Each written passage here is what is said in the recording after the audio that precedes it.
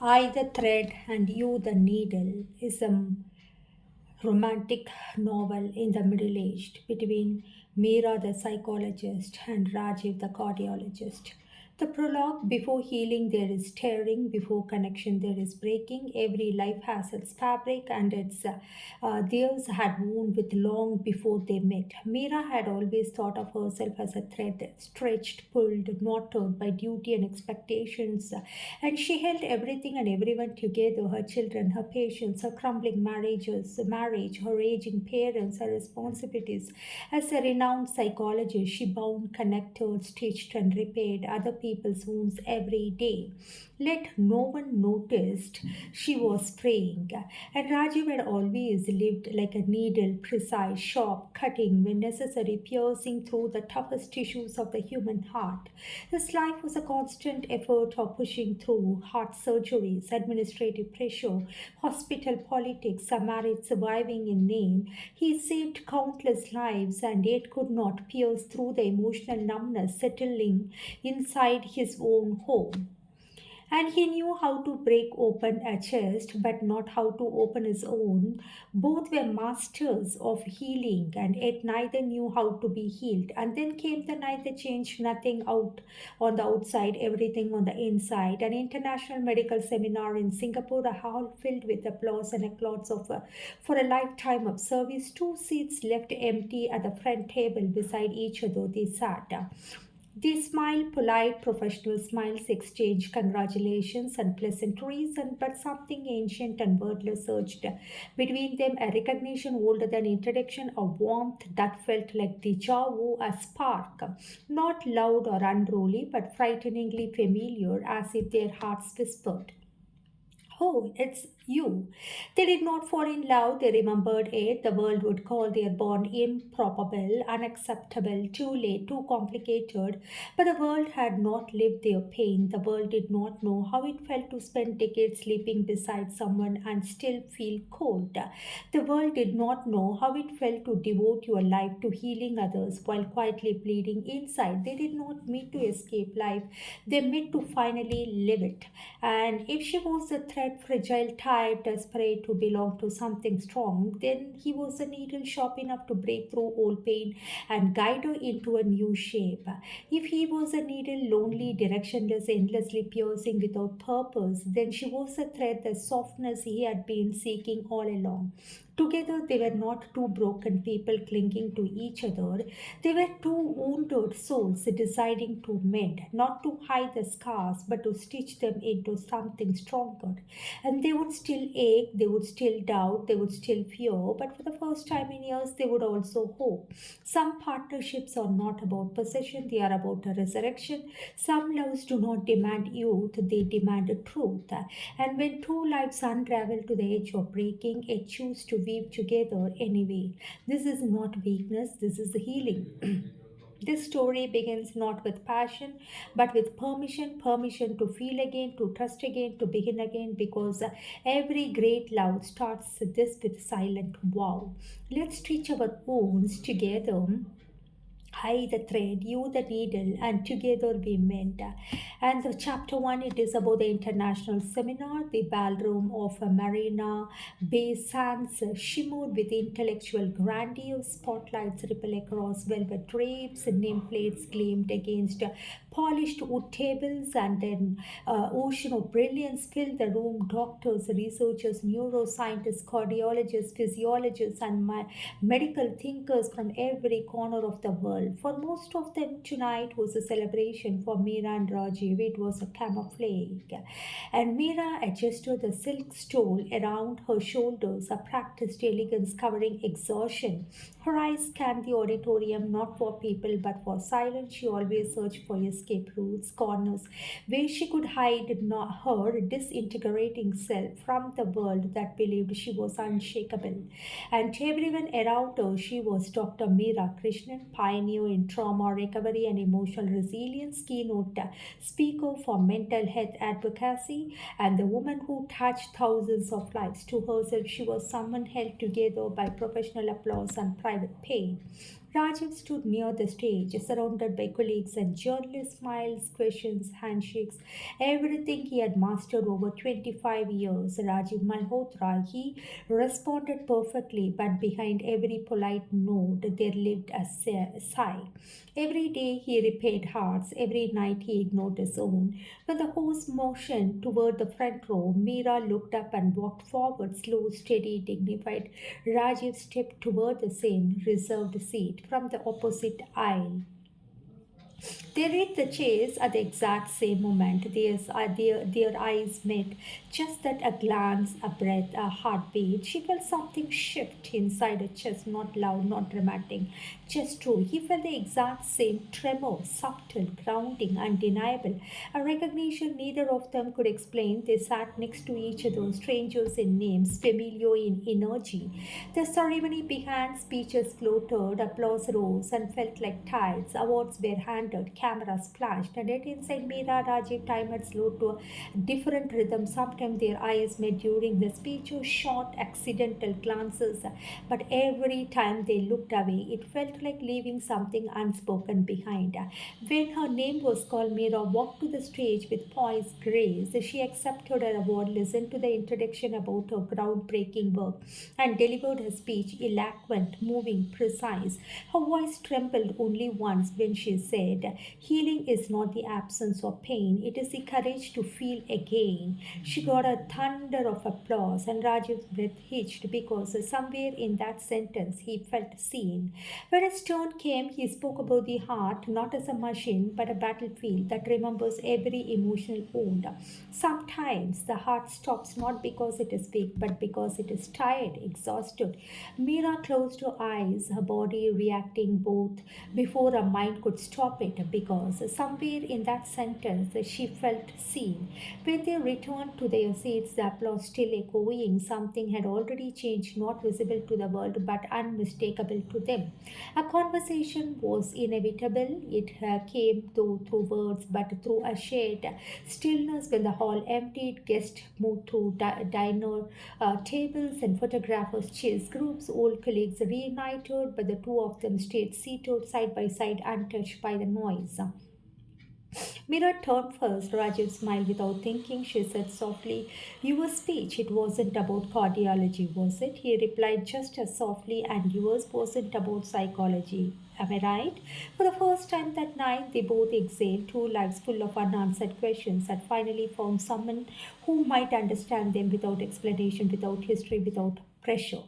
And before names, before backgrounds, before exchanging business cards, there was recognition, not loud, not desire, not fantasy, recognition, as if their wounds bowed to each other in respect. And before the evening ended, before they walked toward the banquet, before they even knew why, they both silently felt the same sentence forming within. "Tonight I met someone my life had been waiting for," and neither of them knew that nothing, not their marriages, not their careers, not society, not the weight of years, and would ever be the same again.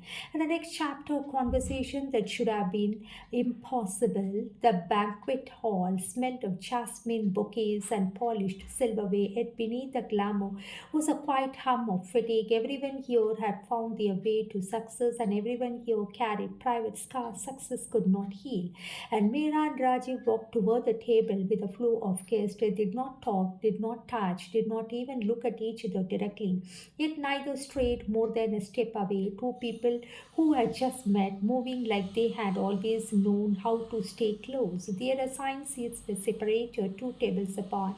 But fate, or perhaps the soft stubbornness of human longing, intervened. Someone requested a last minute switch. Someone wanted to sit beside an old friend. Someone else preferred the vegetarian table, and chairs reshuffled, name cards flipped, and without either of them asking, they were seated next to each other again. It should have felt strange. It felt like relief. Dinner plates arrived, fragrant saffron rice, grilled vegetables, sea bass, and wine glistening deep ruby in crystal glasses, and conversations erupted around them in dozen accents. laughter breaking out in academic burst, but inside their bubble, silence remained comfortable, charged, and waiting. Mira was the first to break it. You look tired on stage, she said gently, not physically here. She gestured to her chest. And Rajiv didn't laugh it off, didn't deflect, didn't pretend. He simply replied, and you look like someone who has learned to hide sadness so gracefully that people call it strength. Her breath passed. She wasn't used to being read. She was the one who read others. She attempted a smile, but her voice betrayed her. And you shouldn't say things like that. We barely know each other. Maybe Rajiv said, but some truths don't need time. They just need eyes that have lived through the same things. That sentence hovered between them, a bridge they both wanted to cross. He reached for the glass water, his hand trembling ever so slightly. She reached for a napkin, fingertips brushing her lips as if steadying them. They were not too dignified. They were two dignified adults discussing nothing forbidden and everything forbidden. Meera asked quietly, are you happy, Rajiv? Rajiv did not answer immediately. The safe answer stayed on the tip of his tongue. Yes, of course, I'm fine. The answer the world expected and the lie he had repeated for years. But something about her presence made dishonesty exhausting. No, he said, I'm not. It wasn't a confession, it was honesty without shame. Mira nodded, eyes lowered. Neither am I. No pity, no comfort, that just truth. Their plates remained untouched. He asked, how long have you been happy? Years, she said, and maybe even before I noticed. And why did you stay? Children, reputation, fear, habit. Then with a bitter laugh, and maybe because I didn't know I was allowed to want happiness, I have the cherophobia. And their eyes looked again, this time with no hesitation. Rajiv whispered, you are. Something inside her chest tightened and loosened like a cry, and a sigh trapped together. Her voice dropped to a confession that wasn't supposed to be spoken aloud. So you are you? And around them, the banquet buzzed with gossip, humor, networking, business cards. But the real conversation in that hall was the one happening between two wounded souls who hadn't touched each other once and already felt more intimacy than they had in years. And Rajiv leaned back, studying her face, not with hunger, not with lust, but with a recognition. And if we had met earlier in life, he began. Mira shook her head gently. We weren't meant to meet earlier, Rajiv. He waited, curious breath held, and we would have loved each other too easily, she said, and taken it for granted. But now we know the cost of loneliness. Now we know the value of connection. He exhaled, slow and humble. She had it barely audible. Now we have the maturity to love with gratitude, not possession. For a moment, they forgot the hall, the world, their marriages, their age, the consequences, and they were just Rajiv and Meera, two souls recognizing each other. There was only one truth: life had wounded them deeply, but fate had handed them to each other like medicine. And that was the moment, soft, invisible, irreversible, where their future began. Not with a touch, not with a vow, not with a kiss, but with a permission. The permission to feel alive again. And the next chapter, they walk along the bay where hearts speak louder than the words. The banquet faded into background noise, laughing, echoing, glasses clinging, and cameras flashing. Yet none of it belonged to them anymore. Something tender, unnamed, had formed between Meera and Rajiv, and everything else felt unimportant, almost artificial. The host announced a post-dinner networking session near the terrace overlooking Marina Bay, and guests began drafting outside in clusters, eager to capture selfies with the night skylight. Meera and Rajiv walked out with them, but once again, without planning, without speaking, they drifted away from the crowd together. The Singapore skyline stretched across the horizon, glittering as though the stars had descended to the earth. The water reflected city lights, turning the bay into a poem of movement and calm. Warm wind brushed the skin, carrying the scent of the ocean and night jasmine. They stood near the railing, both pretending to admire the view, both knowing they were really admiring the silent shade between them. Rajiv spoke first in a voice too soft for anyone else to hear. Do you believe this kind of connection is real, or are we just imagining it, Meera? Meera did not look at him when she replied, I've studied thousands of relationships, Rajiv, counsel hundreds of couples. What I know is most people spend decades with someone who never really sees them. She finally turned to him, and sometimes you meet someone you and sometimes you meet someone you have known for 5 minutes, and they look at you like they have known for you a soulmate or forever, or the soul connection, the twin storm moment, I could say. He swallowed slowly, visibly, so you feel it too. Feel? She laughed softly, not in mockery but disbelief. I am trying so hard to pretend I don't. His voice cracked just a little. So am I. They didn't move closer. The space between them felt charged, like their hearts were already leaning toward each other. A boat passed on the water, its lights gliding like fireflies. A breeze lifted Mira's hair, and for the first time in years, Rajiv wanted, not out of desire, not out of loneliness, but out of recognition. He wanted to reach out and tap that strand behind her ear, and he didn't. Instead, he asked, What hurts you the most? She answered without hesitation. Honesty came easily in his presence, being required to be strong all the time. He nodded and you. And what hurts you the most? She asked. Rajiv exhaled, giving everything and still not being enough. And they did not comfort each other. They simply understood. A long silence followed, but it wasn't empty. It was deeply full and kind of silence that holds two people steady with their paths and futures collide. Mira finally said, We are not doing anything wrong by talking, but it feels dangerous. Rajiv replied, It feels inevitable. The wind grew warmer. The city seemed to glow brighter. Something inside them loosened. A grip of fear, habit of numbness, weight of loneliness. Mira turned toward the railing, leaning slightly, eyes fixed on the water. Her voice was so faint it sounded like she was confessing to the night itself. I don't know how I'm supposed to live after this, because I think I have already started missing you, and we haven't even said goodbye. Rajiv closed his eyes. Her words landed exactly where his pain lived. Don't say goodbye, Ed, he whispered. We have to, she replied. Eventually, yes, he said softly, but not tonight. Mira didn't argue. She didn't try to be rational, responsible, mature, and for once she allowed herself to simply feel. She whispered back, Not tonight, and they stood like that, still not touching, still not confessing, but emotionally closer than most lovers ever get. Far behind them, the event music spelled, signaling the close of evening, but neither of them moved. Raji finally turned toward her, eyes vulnerable and direct. What are we, Mira? She held his gaze, a pride and a pride at the same time. I don't know, she said, but I think we are the beginning of something that could make us feel alive again. Neither smiled, neither blushed, neither flirted, and it was too sacred for that.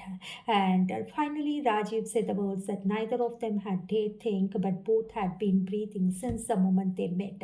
I don't want to lose you before I have even had you in my life. The admission did not break anything. It stretched something. Only then, after long hesitation, after silent trembling, Mira took a tiny step closer, just enough that their sleeves brushed. A contact so small the world would never notice, but it was the most intimate touch of their lives. Their wounds recognized each other, their hearts heard each other, their souls whispered the same promise.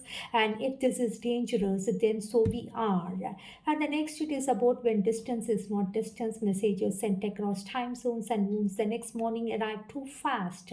The seminar's final day was a blur of panels, discussions, scientific presentations. Set for Mira and Rajiv, everything unfolded under the surface, invisible yet deniable. They did not sit together this time, didn't risk the same nearness, didn't search for each other, and still they felt each other everywhere. A glance across the hall held the weight of hours. A smile exchanged from a distance felt like a touch. An accidental passing in a corridor sent a quiet tremor through the day. When a closing ceremony ended and the world applauded for a final time, both felt the moment they feared most approaching departure.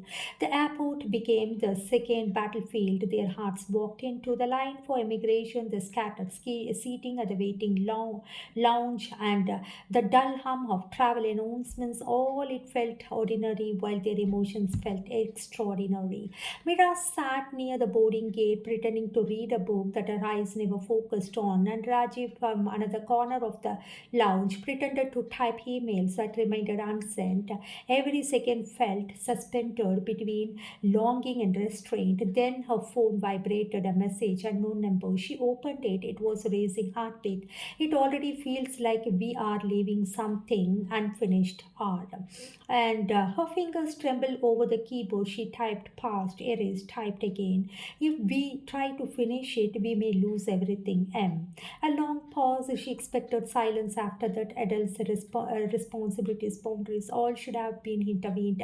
But this answer came. But if we leave it unfinished, we lose ourselves. Mira closed her eyes, her heart thudding with unfamiliar honesty. And she was not impulsive, she was not careless. She had spent a lifetime being measured, responsible, contained. And at Rajiv's words did not feel reckless, they felt true.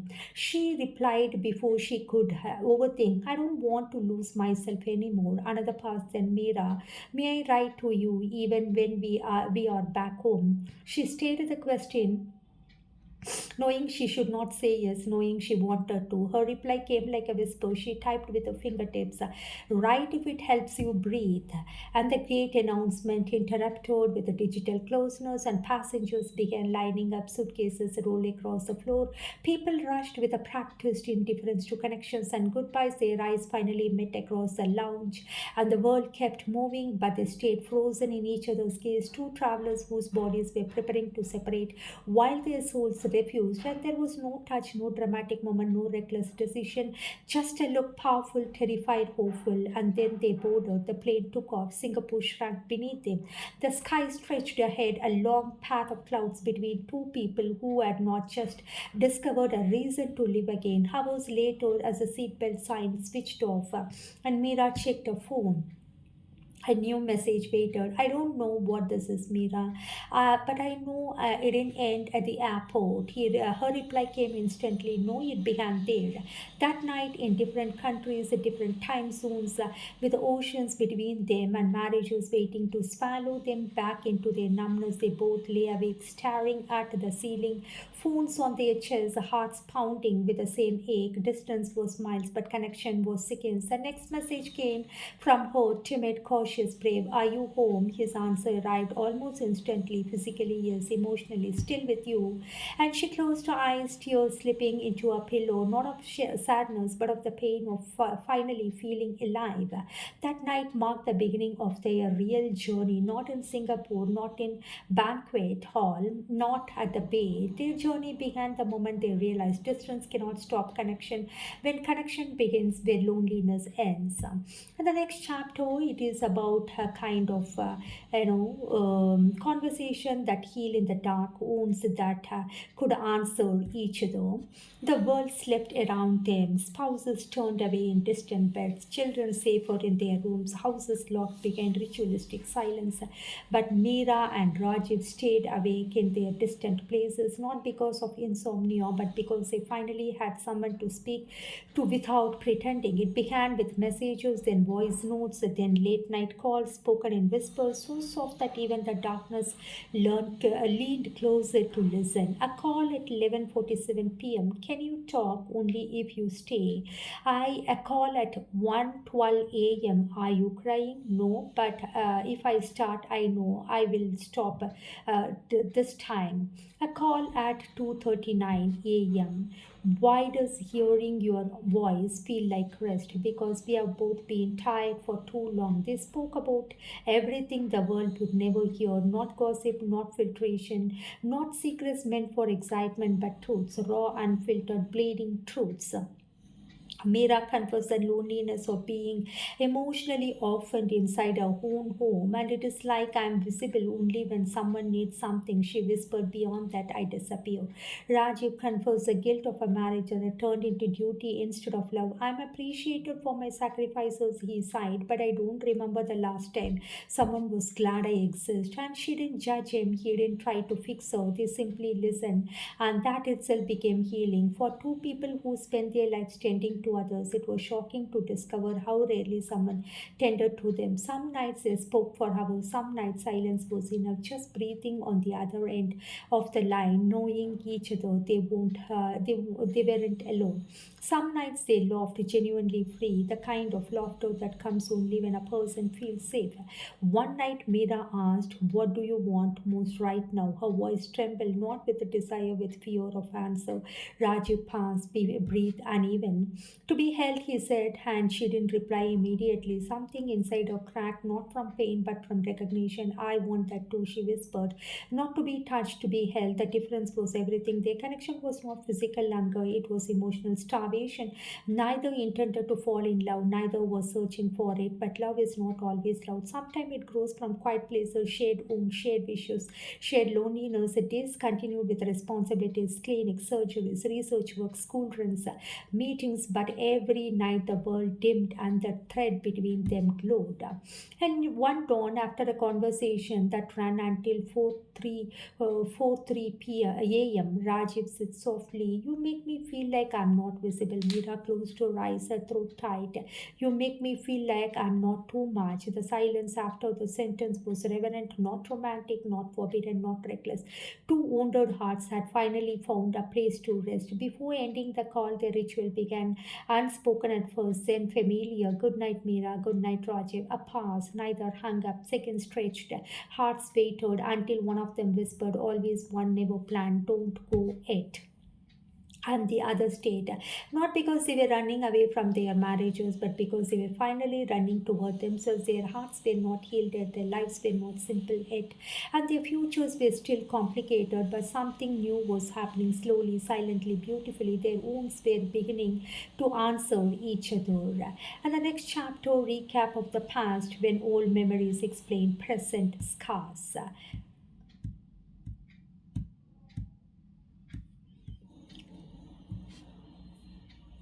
The past is not a graveyard, it is a museum, and every scar, if we dare look closely, was a plague beneath, and it will, and with the small neat letters that read, this hurt once, this shaped you. That evening after clinic hours, and Meera and Rajiv sat across from each other in the dim hush of the hospital cafe. No arguments, no confessions, no declarations, just silence, thick enough to make truth visible, a rare calm, a past life seldom grants. Meera took a breath, the kind that precedes remembering. Do you ever feel, she began, her voice barely about a whisper, and the world expects you to move on before you learn how to? Rajiv did not reply, but something in his eyes softened as if granting permission, and that pass open. And Meera's memory, she spoke of a home where being strong with wasn't praised, it was expected, where emotions were inconveniences, tears were poorly timed, and when she learned to yearn affection by being perfect, silent, uncomplaining, she remembered the first time she realized love could be conditional. The day she won an award and her father praised the trophy, not her. She remembered the first heartbreak, not when someone left her, but when she realized she would still give even if someone stayed. Some people fear loneliness, she said. I fear attachment. Once I love someone, I disappear into them. And Rajiv finally understood why she never leaned on anyone. When she apologized before asking for anything, when she planned her exit the moment she started feeling safe. And Rajiv's memory, then it was his turn. He didn't intend to talk, but memory sometimes slipped through like a stitches pulled loose. He spoke of a childhood where everything was loud, not love, but expectation, not encouragement, but comparisons. He remembered being told he was too sensitive, too emotional, too dramatic, until he learned to lace his feelings with jokes and carry wounds behind laughter. He recalled his first adult relationship, the one that taught him the love that could be measured in sacrifices. The worth was earned through self neglect, and being needed was the only way to be wanted. I don't fear attachment, he said quietly. I fear being replaceable. And suddenly, Mira understood why he stayed too long, why he forgave too quickly, why he held no one when things broke him, and why her distancing terrifying him more than heartbreak. The silence they sat there, two adults with polished exteriors, stripped down of the raw wire of memory. No one apologized because the pain wasn't born here, and no one took blame because the wounds were older than both of them. But in the space between confession and comfort, something essential shifted. For the first time, Mirasa and Rajiv's need for reassurance wasn't weakness, and it was history. And Rajiv saw that Mira's independence wasn't rejection, it was survival. They did not touch hands and they did not cry, but the silence took a new shape, no longer barrier but a bridge. Healing did not begin at night, but understanding did, and that it was always a true beginning, because before two people can learn how to love each other, they must first learn why they fear love at all. The next chapter, it is about the first fracture where fear returns before love fully arrives, and healing is rarely a straight line. Sometimes the moment someone gets closer enough to touch the wound, instinct commands you to pull away. And a week passed after the night of shared memories, a week where Meera and Rajiv walked around with a new awareness and felt about comforting and terrifying. They did not speak about the conversation again, but its echo was there, soft, protective, intimate, and they came the fracture that happened in a Friday evening, harmless moment on the surface. It every wound knows how to find its echo in every life, and they were a medical conference hall preparing for the joint wellness program they had been designing. Meera was reviewing slides, and Rajiv was coordinating with the tech team. He noticed she hadn't eaten all, and you have been overworking. Take a break, please, he urged gently.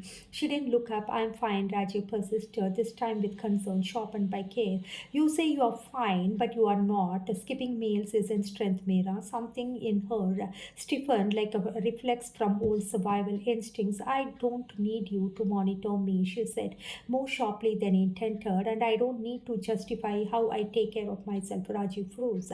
Her tone wasn't cruel, but it was the voice of someone who had spent a lifetime defending her independence from people who tried to own her. And he didn't argue, he simply turned away. And that small motion, that quiet, painful turning, hit her harder than any shouting could. Two different wounds in the same room. Mira felt herself panicking. Internally, he cares. Why does care feel like control? Why am I pushing away the one person who sees me? Rajiv thought spiral in the opposite direction. I try to help. Why is that a threat to her? Why does care always look like a burden? Two people who love deeply but were trained by life to defend themselves from love. A stillness after hurt. They continued working in silence, professionals, but distant, not hostile, just careful, too careful. Later in the elevator, they stood side by side, no words, no eye contact. Then the elevator doors opened and Mira stepped out, and before the doors could close, she turned back and met his gaze for just a second. It wasn't regret, it wasn't anger, it was fear. Fear of losing him because of herself, and Rajiv understood everything without a single word. He sent her a short message that night, only one line: I'm not leaving, not because you need me, but because I want to stay. Mira didn't reply, and she stared at the screen until her eyes burned. And she had spent a lifetime learning to survive alone, and not a single day learning how to be loved safely. A quiet promise, and they didn't meet the next day, not out of avoidance, but out of caution. But we're learning that closeness is delicate, and love, especially late love, must be treated like something breakable. But they also knew this. The fracture did not separate them, it revealed them. They needed to stitch. Because love is not found two lives as flawless, but where two wounds can sit side by side without pretending not to hurt. And though neither of them said it loud, both felt it, and they were not done, they were not giving up, and this was only the beginning. And the next chapter, it is about when distance silence tests what intimacy built.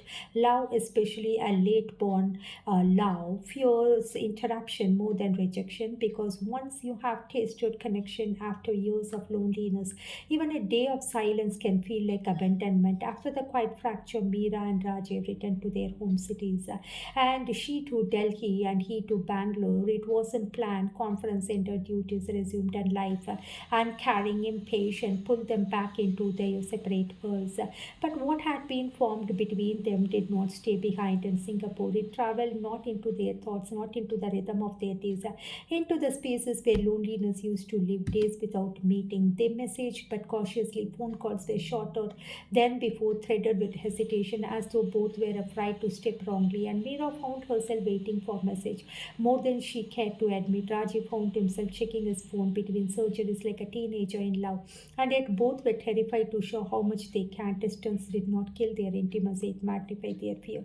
The mirror distances holds up alone again. Old patterns return. Meera worked late hours, buried herself in client sorrows, forget her own needs. But at night, when the world went silent, she caught herself remembering Rajiv's voice telling her to eat, to rest, to be gentle with herself. Rajiv drowned himself in his hospital rounds, avoiding rest and overcommitting until his colleagues complained. But every time he caught his breath, for a second he remembered her silent strength, her fierce wisdom, her softness she did not show she had.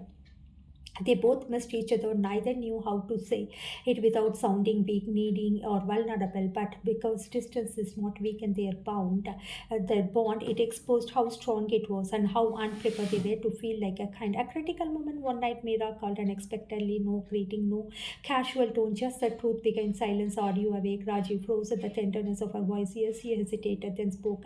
Why haven't you asked me if I'm okay? Rajiv swallowed. Because last time I tried, it hurt you. Her breath trembled on the line. I did not want to be handled like glass, but I don't want you to left alone either. That was the moment distance cracked. Rajiv exhaled slowly. I am learning you, Meera, and I want to learn you right. A pause. Then she admitted the most honest thing she said in years. I don't know how to be loud, but I don't stop trying. Don't go away because I struggle. Something in Rajiv, abandoned child who feared being replaceable, healed just a little. I'm not going anywhere, he whispered, even if you push, even if we argue, even if we get scared. And silence followed, but this time it didn't isolate them, it wrapped around them like warm. Distance becomes a catalyst. They didn't meet again for weeks, and something had changed. Now they message first, but they call without waiting for the perfect moment. Now they didn't measure affection, they allowed it, and they began sharing their days, their small victories, tiny frustrations, silly jokes, half finished thoughts.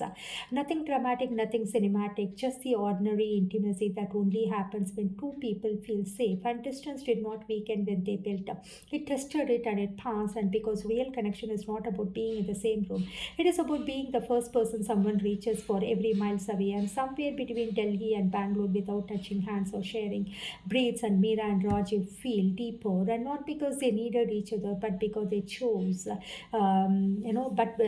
other. And the next chapter, when vulnerability starts looking like home, there comes a moment, the profound connection where fear does not disappear, that becomes something that you will be willing to carry because the person beside you is worth. For Meera and Roger, vulnerability did not arrive with a dramatic confession. It arrived in quiet moments, unexpected, unplanned, but unmistakably intimate. The first crack in Meera's armor.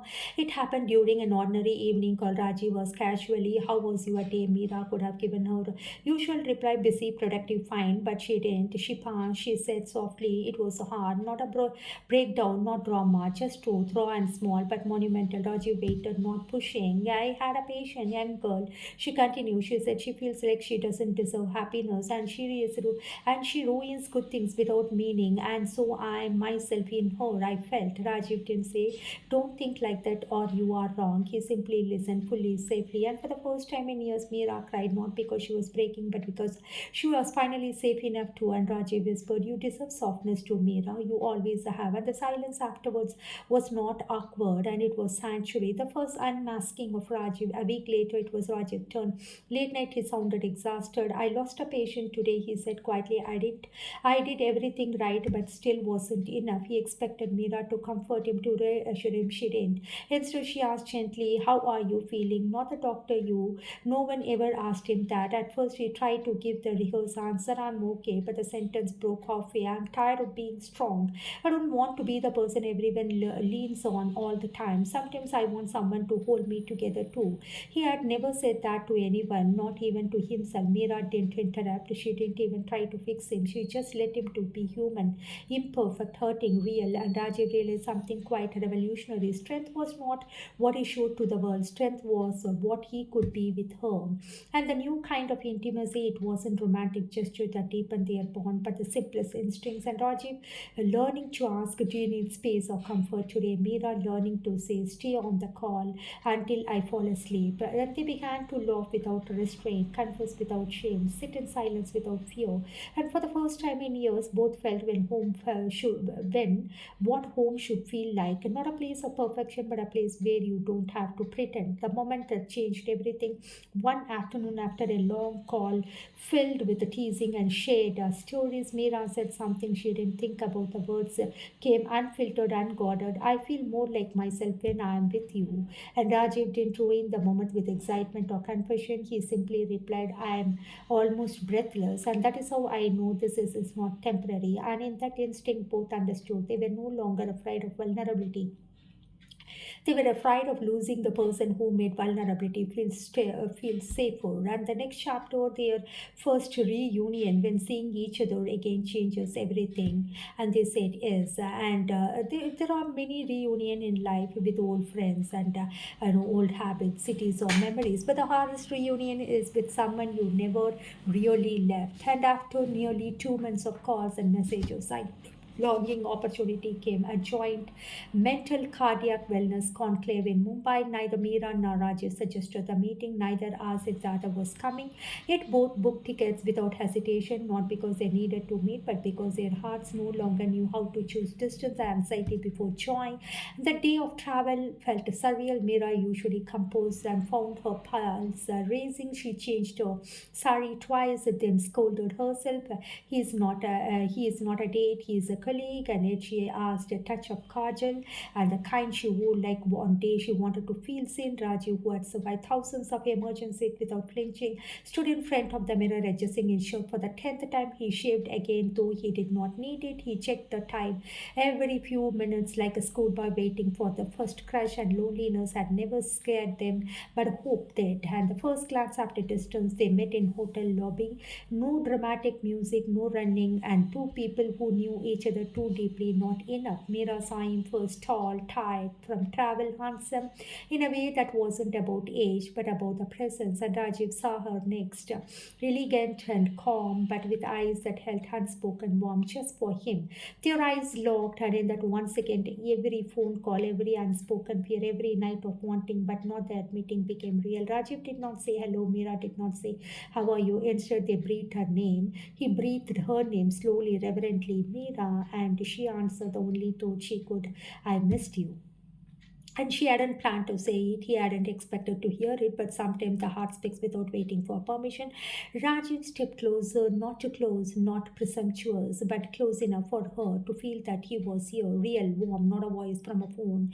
"Can I hold you?" he asked, the gentlest question with the most dangerous answer. Mira nodded, and in that moment, their first embrace didn't feel like the beginning of something new, but the return to something old, ancient, even, like two souls meeting after lifetimes of missing each other, the soul connection, the twin souls, the karmic connection. They held on slowly, carefully, not hiding, not rushing, not pretending. No hunger, no urgency, just relief.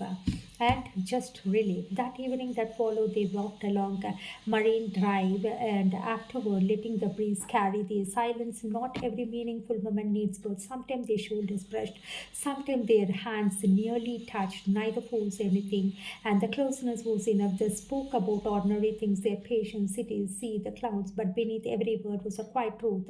We are not alone anymore. At that point, Rajiv stopped walking. "I don't want to lose what we are building," he said calmly, without fear or or expectation.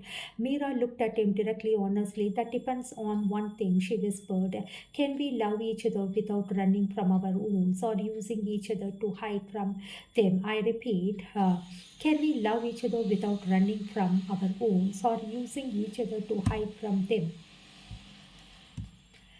Rajiv didn't answer immediately. He let the question settle because she deserved sincerity, not impulse. Yes, he said at last, not perfectly, not always, but yes, I want to learn that with you, Mira. Exhaled, more like release than relief. A new beginning. They didn't kiss, they didn't rush toward physical intimacy. Instead, they walked back to the hotel, holding hands slowly, shyly, like teenagers rediscovering the world. And perhaps that was more intimate than anything else, because love is not in the grand gestures, but in small courage, the courage to stay when every wound tells you to escape. That night, lying in separate hotel rooms with the city lights filtering through curtains, they fell asleep knowing something had changed, and this wasn't longing enough anymore, and this wasn't fantasy, this wasn't escapism.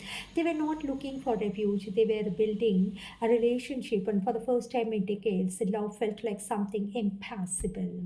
And the next chapter, it is about when emotional intimacy turns into physical closeness, not less but safety. Some people kiss to ignite desire, some people kiss to escape loneliness. But the rarest kind of kiss is the one born not from hunger but from trust.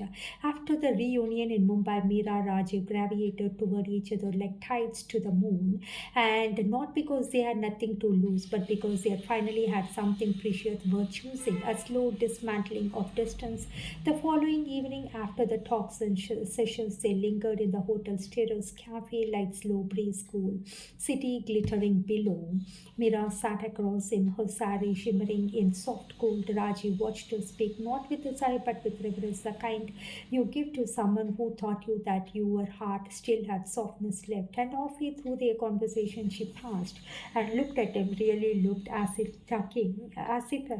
taking inventory of the man before her. His steady gaze, his slightly tired smile, the vulnerability he didn't hide anymore.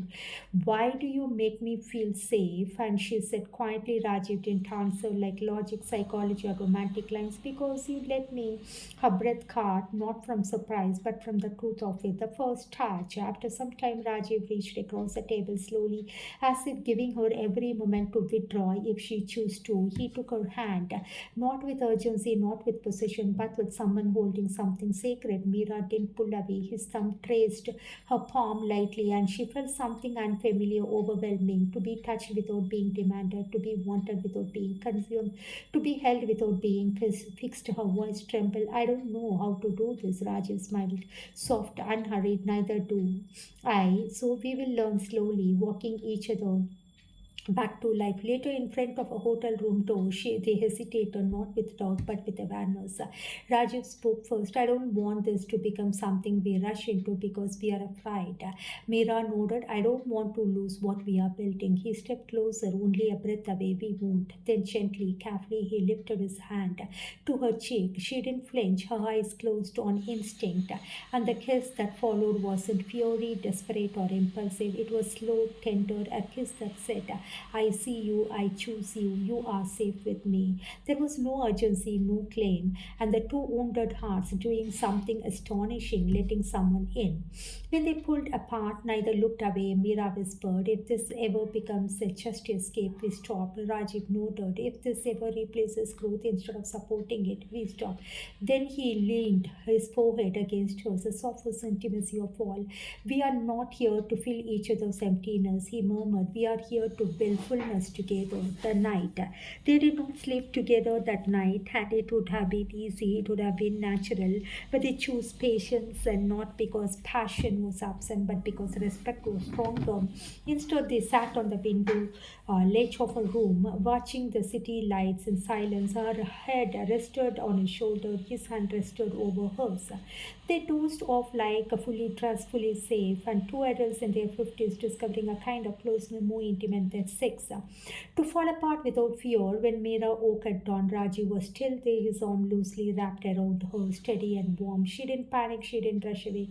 She simply breathed. For the first time in years, her body did not feel like a battlefield. It felt like home because it wasn't being judged, used, or demanded. A new chapter of intimacy They weren't lovers that night, and they were two souls carefully stitching each other back to life, their wounds stitched together. And the most powerful truth of all settled quietly between them. Love doesn't begin when bodies meet, it begins when fears rest. And the next chapter, it is about the relationship tested by the real world. Finally, the family responsibility and return of the old patterns.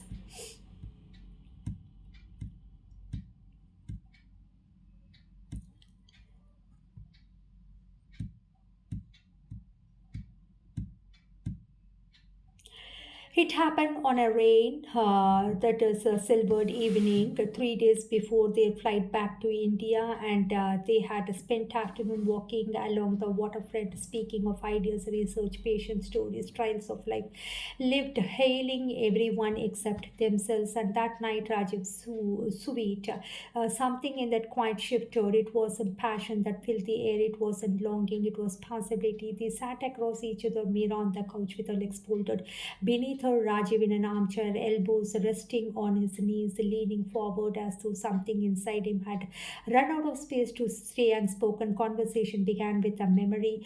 Whenever a patient leaves my clinic, Mira said, staring at her cup of tea, I never think about their illness first. I think about the people waiting at home, the ones who might not understand their trauma, their anxiety. Pain comes from loneliness, not from diagnosis. Rajiv listened and then he added quietly, in cardiology, I see it too. The heart breaks long before arteries do, and we treat rhythm, but what kills people is a lack of someone to return to. And that single sentence held the weight of decades, failed marriages, loveless routines, emotional starvation, and disguised as respectability. Mira looked at him for a long moment. Rajiv, do you ever wonder what it would have been like if we met earlier in life? And Rajiv inhaled deeply, not sighing but steadying himself. I used to ache at first, but now I don't. If we had met earlier, we would have been too young, too unhealed, and too blind to see what we found in each other now. We met at the exact time. Life knew we needed each other. Mira felt something inside her soften, like a stubborn knot finally loosening, and Rajiv's voice lowered.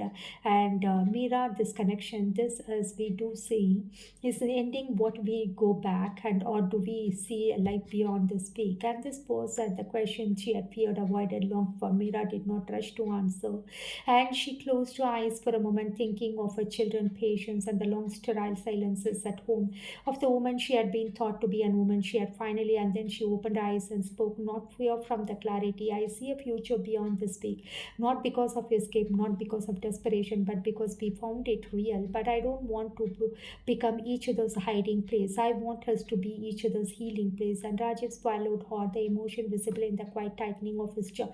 Mira, when I think of tomorrow, I want you in it, and every version of it. She smiled, not a nervous smile of uncertainty, but the grounded smile of someone who finally allows herself to belong somewhere, and defining their future, not escaping the past. And they did not talk about dramatic lips, not divorce papers, not running away, not abandoning responsibility. Their future was not rebellion, it was construction. We keep working, she said, we keep parenting, we keep healing the world, but we stop pretending to be dead inside while doing it. Rajiv nodded slowly, and we built something for us little by little, honestly, without guilt, without hiding. Love, not infidelity. And Mira reached out suddenly, almost instinctively, and took his hand.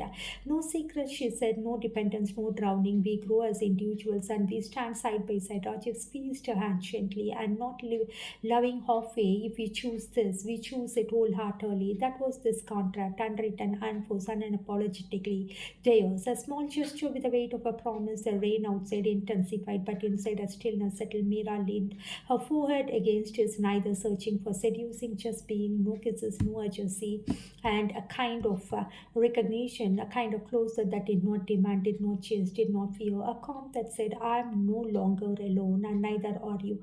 They stayed there like that of minutes, perhaps hours. The time dissolved. Their future was not mapped, but it was finally spoken aloud. Not fantasy, no escape, but of intention. And with two people in their 50s who spent lifetime saving everyone except themselves, finally choosing to save each other, not instead of the world, but along with that. And when the the plane touched in India, everything familiar written instantly, notification, applications, routines, and tensely choreographed family roles, and they have reversed for. And Meera and Rajiv were not the same people. They boarded the plane a week earlier. They carried no luggage of secrets, only the quiet strength of decision made in truth. And Meera entered a room to the usual domestic choreography, daughter preparing for college, son asking about the assignment, and spouse who greeted her politely after affection without warmth. And she answered every question, fulfilled every role, but her internal world was changed. She wasn't performing anything, she was present, alive, aware of herself that night after being everyone has been slept. And she stood in a balcony, whispered to the wind, I'm still, but I'm not no small anymore. Across the city, Rajiv sat alone in his study, surrounded by medical journals, but not hiding behind them anymore. For 2 decades, his house had been filled with silence, masquerading as peace, and tonight the silence no longer scared him. He whispered to himself, I'm allowed to feel. The next morning, they spoke, not romantically, dramatically, just a video call between them, two people who promised honesty. How are you? And Rajiv said that. Meera smiled faintly, overwhelmed, living the same life but not the same way. And Rajiv nodded, I know I was afraid the moment I landed that everything I did. And she asked. And their days became fuller than ever, lectures, medical conferences, patients, crisis, family response with social expectation. In the middle of the storm, they kept returning to each other, not to escape reality, but to the refuel for them. The moment of courage was needed. One evening, called for dinner, extended family, something that it. Her sister asked, and Meera asked. No guilt, no explanation. Tiny act of self-respect was a revolution, and no rebellion, no avoidance, just boundaries. Healing demands peace. Love demands courage, and they were learning both. I the thread and you the needle, stitching slowly. The world did not magically soften, nothing became easy, but there's something inside them finally aligned. Meera journal every night, not thoughts of Rajiv, but thoughts of herself. Her words said, love is not where I disappear, love is where I exist more fully. Rajiv started walking every morning, not to maintain a medical routine, but to breathe. His thoughts echoed, and I don't need perfection at home to deserve connection in life. They stitched their wounds one honest day at a time, not demanding healing from each other, by choosing healing alongside of others. And the last chapter, it is a kind of conversation between them. They decided longing. In the weeks that followed, something subtle happened. Calls became shorter, not because they love fading, but because their hearts were close, wanted closer. The screens could not give. Raji began noticing everything they wished to be part. A morning walk where silence would feel comforting, not lonely. Movie where a laughter would brighten the room. Dinner where conversation did not have to be forced. Mira felt it too. She wished someone asked her every day, felt about how it went on, and she missed being touched without being possessed. She longed to be a companionship. One night after a particularly heavy therapy session with patients suffering marital trauma, Mira felt overwhelmed. Without thinking, she dialed Rajiv. He picked up at the first ring, eyes tied, hair uncombed, still in the scrubs, and she did not. She said only one sentence: "I don't want to be strong alone anymore." And Rajiv didn't lecture, didn't advise, didn't analyze. He simply replied, "You will never have to." That was the moment the truth crystallized. Love wasn't asking for more passion. Love was asking for more life shared, built, and lived.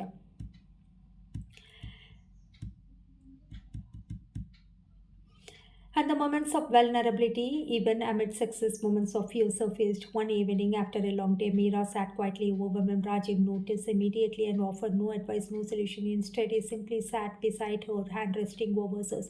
She leaned her head against his shoulder and allowed her to be fully seen and held without expectation or pretense. And it was their unspoken, gentle act that thread connecting them became visible.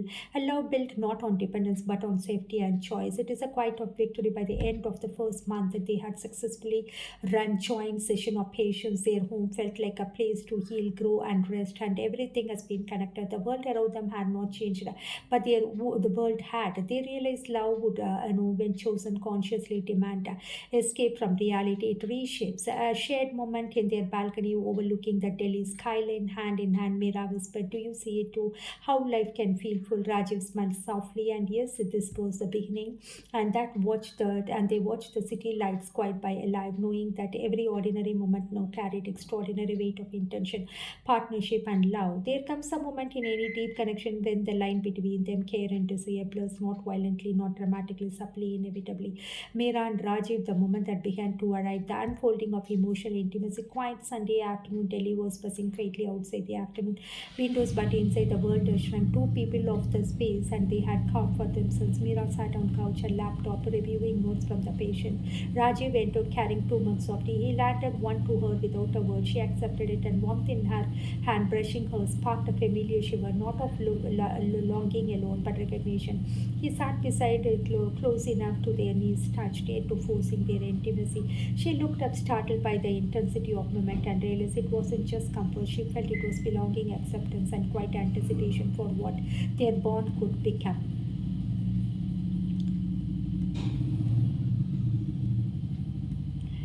And the beginning of a new kind. Over the following days, intimacies became a tender ritual, sitting together on balcony, hands resting each other, warmth radiating through the simple connection, falling asleep beside each other, fully trust, and resting on shoulders, arms, as if the world outside could wait, and gentle lingering touches, a hand on the back, while passing a brush of fingers on the table that said, I see you, I choose you, you are safe.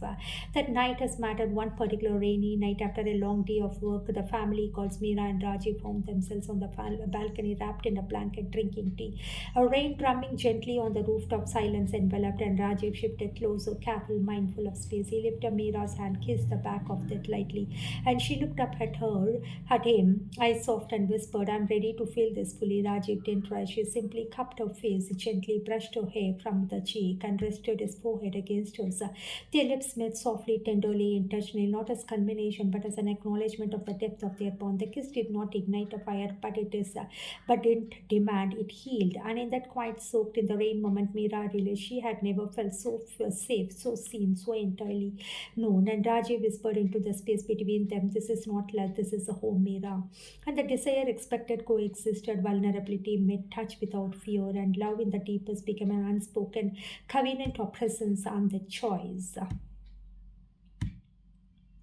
The conversation cemented their choice. One night after returning from the long day patient consultation, sat in their balcony over the two cities, and Rajiv, they feel the right, not escape, defiance, and replacement for what we left behind, but as if life offers. Rajiv took her hand in his gentle but firmly. Yes, every choice we made now, small or large, we make together, professionally, personally, emotionally. We stitch our lives, not just our hearts. A long silence followed, but it was not an emptiness, it was fullness of alignment, trust, and intention. Finally, Meera whispered, then let's do it, not half, not reluctantly, fully together. Rajiv smiled, pressing a kiss on her forehead, fully together, always. And this is how their chapter ends. The healing has become love, desire has become respect, choice has become commitment. They had stopped hiding behind duty, routine, societal expectation. They had begun building a new life where heart and mind, care and passion, work and intimacy coexisted seamlessly. The stage was now set for their final chapter, life consciously stitched together, full of love, partnership, and purpose. And the chapter of stitching together their wounds has become quite visible. Evenings were spent in shared solitude, conversation optional, presence is sufficient. And Rajiv whispered softly, this is life, not running from the past, not hiding in the present, but building the future. Meera nodded, feeling the threads of her old wounds intertwined with his, forming a pattern that was stronger and more beautiful than either could have woven alone.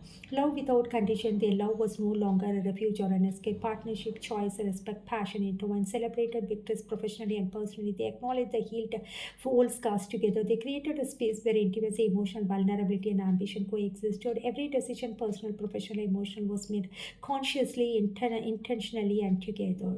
The epilogue. Standing on their balcony one evening, Delhi skyline glimmering below, Rajiv Malhotra took Meera Krishnan's hand. And look at what we built, he said. Meera smiled, eyes shimmering. Not just what we built, what we choose to become whole together. And in that quite deliberate, unhurried moment, they understood. They had stitched their wounds. They had woven a life of love, partnership, and purpose. And they had become the thread and the needle for each other.